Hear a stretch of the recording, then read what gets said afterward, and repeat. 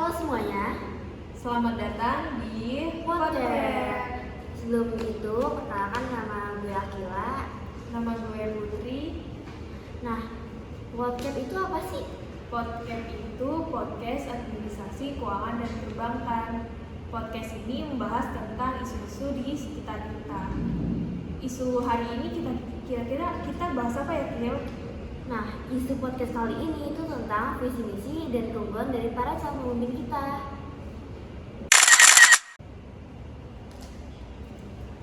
Gimana nih kabarnya para pendukung paslon-paslon? Semoga semuanya sehat ya. Kita kenalan dulu.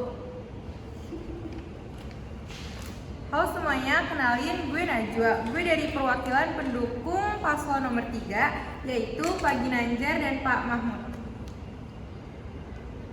Halo semuanya, perkenalkan gue Farsya. Gue perwakilan pendukung dari paslon nomor 2, yaitu Pak Gemoy dan Pak Gubra. Halo, nama gue Miranda. Gue dari perwakilan pendukung dari paslon nomor 1, yaitu Pak Manis dan Cak Amin. Nah, ternyata kali ini yang datang tuh gak cuma dari pendukung para paslon aja, ternyata dari Golput juga loh, Put. Oh gitu. Dari pihak Golput bisa memperkenalkan diri. Oke, perkenalkan nama gue Noval. Gue di sini sebagai pihak Golput.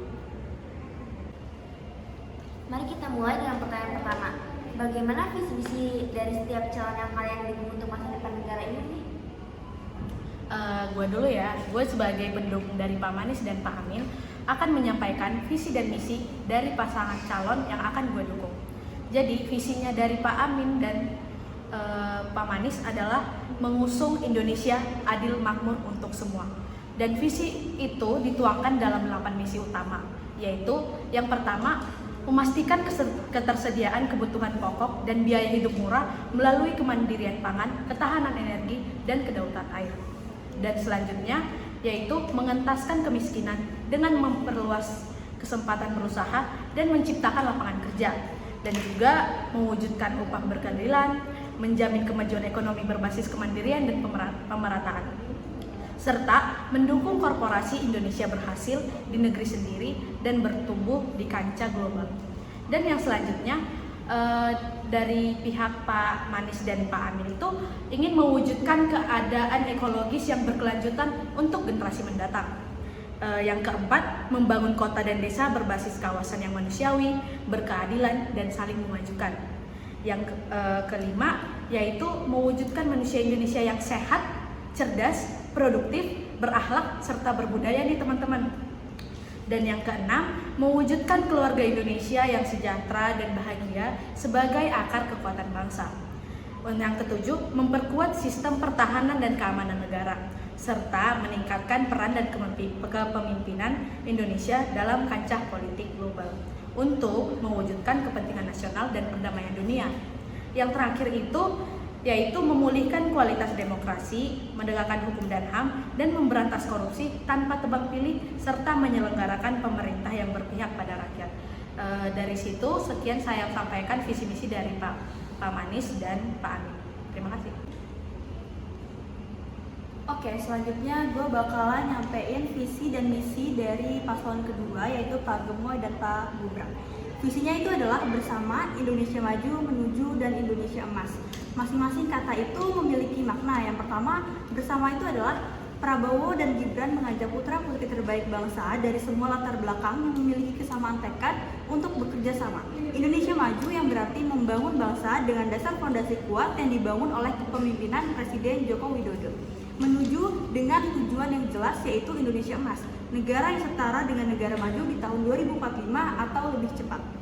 Kemudian selanjutnya adalah misi. Yang pertama, memperkokoh ideologi Pancasila, demokrasi, dan hak asasi manusia.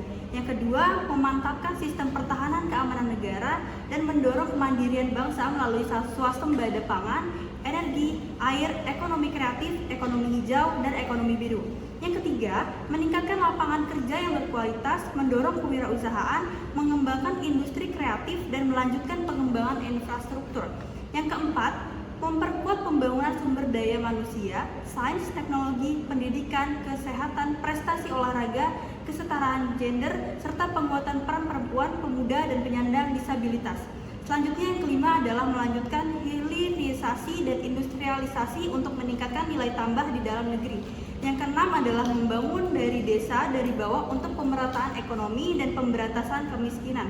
Yang ketujuh adalah memperkuat reformasi politik, hukum, dan birokrasi, serta memperkuat pencegahan dan pemberantasan korupsi dan narkoba. Dan yang terakhir adalah kedelapan, memperkuat penyelarasan kehidupan yang harmonis dengan lingkungan, alam, dan budaya, serta peningkatan toleransi antar umat beragama untuk mencapai masyarakat yang adil dan makmur. Sekian dari saya sebagai pendukung paslon kedua. Oke, selanjutnya gue bakalan bacain visi dari Pak Ginanjar dan Pak Mahmud. Visi mereka adalah menuju Indonesia unggul, gerak cepat, mewujudkan negara maritim yang adil dan lestari. Maksud dari kata Indonesia unggul adalah kehendak bahwa Indonesia tidak sekedar menjadi negara maju, tidak sekedar menjadi negara kuat, tidak sekedar menjadi daya saing, namun ada peningkatan kemajuan, kekuatan, dan daya saing yang dicapai melebihi atau melampaui apa yang dicapai oleh negara lain. Sementara itu, untuk gerak cepat merupakan penegasan berbagai proses untuk menjadi unggul dilakukan dalam waktu yang lebih singkat. Sekarang gue bakalan bacain misi dari mereka berdua, yaitu yang pertama, mempercepat pembangunan manusia Indonesia unggul yang berkualitas, produktif, dan berkepribadian. Yang kedua, mempercepat penguasaan sains dan teknologi menjadi percepat riset dan inovasi berdikari. Yang ketiga, mempercepat pembangunan ekonomi berdikari berbasis pengetahuan dan nilai tambah, mempercepat pemerataan pembangunan ekonomi. Yang terakhir, mempercepat pembangunan sistem digital nasional. Lalu, yang keempat, mempercepat perwujudan lingkungan hidup yang berkelanjutan melalui ekonomi hijau dan biru, mempercepat pelaksanaan demokratik substantif, penghormatan hak asasi manusia. Yang terakhir, yang nomor 5, itu mempercepat peningkatan peran Indonesia dalam mewujudkan tata dunia baru yang lebih berkeadilan melalui politik luar negeri bebas aktif dan memperkuat pertahanan negara. Sekian visi misi dari Pak Ginanjar dan Pak Mahmud. Oke, tadi kita udah dengerin kan pemaparan visi misi dari setiap paslon. Selanjutnya, apa sih sebenarnya keunggulan dan kenapa kita harus pilih dari yang mereka dukung? Gue persilahkan paslon 3 dulu nih. Oke, sekarang gue mau jelasin kenapa sih gue dukung paslon 3 ini. Karena Dwi Tunggal Pak Ginanjar dan Pak Mahmud ini memiliki 3 tarik utama dalam mempercepat kemajuan nasional yang memikat hati rakyat hingga sampai pada kotak suara. Dari 3 daya tarik itu adalah eksekutor terbaik, demokratik, dan inklusif. Ketiga daya tarik tersebut yang mampu menjawab tantangan Indonesia hari ini dan masa yang akan datang sesuai cita-cita Pancasila. Sekarang, kalau buat kinerja yang menjadi keunggulan paslon 3 ini, Pak Ginanjar sudah mengimplementasikan selama 2 periode memimpin Provinsi Jawa Tengah dengan memberikan program yang revolusioner di bidang pendidikan seperti membuat kebijakan sekolah gratis dan sekolah virtual. Wah, kurang keren apa lagi sih paslon 3 ini, guys? Ternyata itu keunggulan dan alasan memilih dari paslon nomor 3. Nah, ternyata dari pihak golput ingin menyampaikan pendapatnya nih. Oke, dari segala keunggulan yang ada dari pihak Pak Ginanjar dan Pak Mahmud, saya ingin flashback nih. Di salah satu seminar, Pak Ginanjar pernah mengatakan bahwa dia gagal mengatasi kemiskinan di Jawa Tengah.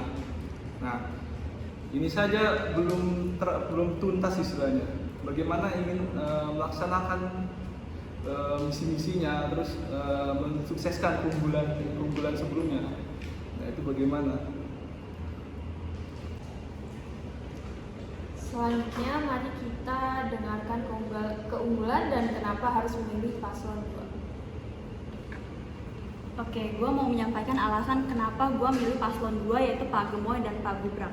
Yang pertama, Pak Gemoy berhasil memajukan sektor pertahanan Indonesia hingga menjadi nomor 1 di ASEAN sebagai Menhan. Di antara keberhasilan tersebut adalah berhasil membuat tangguh keamanan dan pertahanan dengan sukses mendapatkan alutsista terbaik, mulai dari pesawat tempur F-15EX dari Amerika Serikat dan Rafale untuk TNI AU, serta kapal selam untuk TNI AL. Pak Gemoy juga mampu mengembangkan industri pertahanan lokal melalui sinergi dengan BUMN.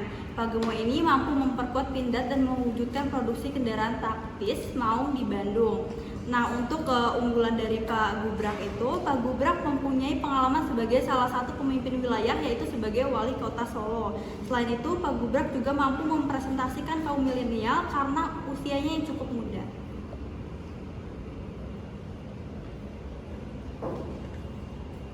Memang sih sebelum menjadi cawapres, Pak Gubrak itu pernah menjabat sebagai wali kota. Namun yang perlu digarisbawahi di sini ada pengalaman.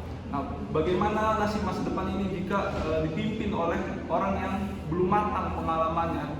Nah, seperti itu menurut saya. Selanjutnya, pendukung paslon 1 yang menyampaikan keunggulan dan alasan mereka memilih. Di sini saya sebagai pendukung paslon nomor 1, yaitu Bapak Manis dan Ca Amin, ingin menyampaikan alasan saya mengapa sih saya memilih paslon nomor 1. Bisa dilihat dari keunggulan dari Pak Manis, yaitu yang pertama, program pendidikan di Jakarta. Bapak Manis dikenal karena mengimplementasikan program-program pendidikan di Jakarta sewaktu beliau menjadi gubernur di DKI Jakarta, seperti Kartu Jakarta Pintar yang memberikan bantuan pendidikan kepada siswa dari keluarga kurang mampu. Yang kedua, pengelolaan banjir. Beberapa langkah yang diambil oleh Pak Manis untuk mengatasi masalah banjir di Jakarta, seperti normalisasi sungai dan peningkatan infrastruktur, dianggap sebagai upaya yang positif dalam penanganan bencana alam. Dan yang ketiga, ada kebijakan pro-rakyat. Pak Manis diketahui menerapkan kebijakan pro-rakyat, seperti pengendalian harga sembako dan program pemberdayaan ekonomi masyarakat. Dan setelah ini saya akan menyampaikan keunggulan apa yang dimiliki oleh Ca Amin. Yang pertama itu dari pemberdayaan ekonomi dan kesejahteraan. Sebagai Ketua Partai Kebangkitan Bangsa atau PKB, Ca Amin telah terlibat dalam upaya pemberdayaan ekonomi dan peningkatan kesejahteraan masyarakat, terutama yang berbasis pada nilai-nilai kebangsaan dan agama. Yang selanjutnya yaitu keterlibatan dalam politik luar negeri. Ca Amin juga terlibat dalam diplomasi dan hubungan politik luar negeri, memainkan peran dalam berbagai inisiatif untuk mempromosikan kerjasama antar bangsa. Oke, selanjutnya kita berikan kesempatan kembali ke pihak Golput untuk mengomentari pendukung paslon 1. Oke, di sini saya ingin mengomentari ya tentang segala keunggulan yang dimiliki oleh Pak Anies.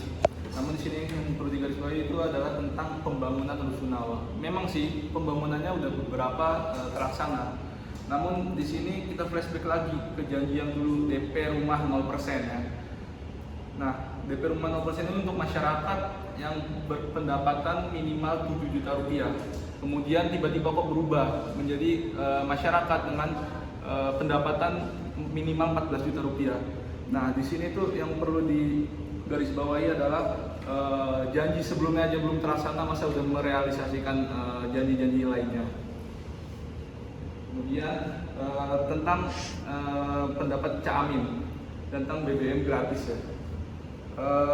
Walaupun beliau pernah mengklarifikasi bahwa pemberian BBM gratis itu untuk beberapa subsidi seperti ojol, terus angkutan umum dan masyarakat miskin. Namun menurut saya itu hanya menghabiskan APBN saja. Kenapa? Karena pertalit aja yang disubsidi beberapa rupiah saja itu sudah banyak yang menyalahgunakan. Bagaimana jika diberi secara gratis kepada masyarakat? Nah, ini contohnya seperti ini.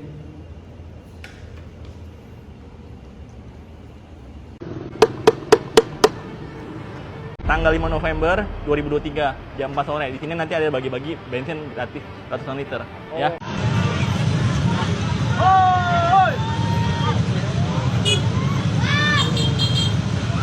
Woi, jangan kedengaran, woi, jangan kedengaran, woi. Woi, pakai mic, woi. Woi.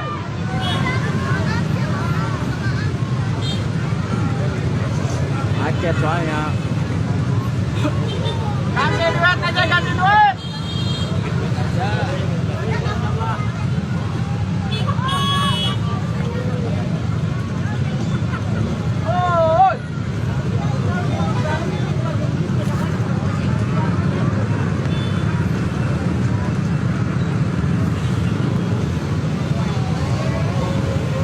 Woo!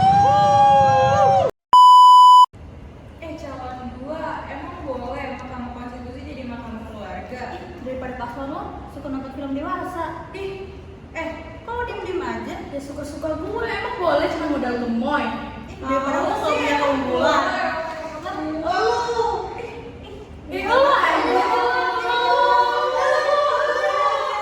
Untuk memilih sebagai generasi muda, kita harus lebih selektif dan bijaksana dalam memilih calon pemimpin bangsa.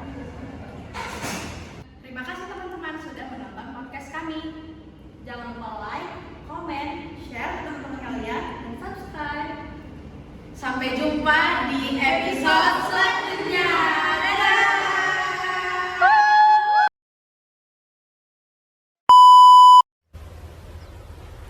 Wait a minute. Who are you? Yang baru bagi janji-janji kalian. Janji kalian sih. Tidak sekedar menjadi negara maju, tidak sekedar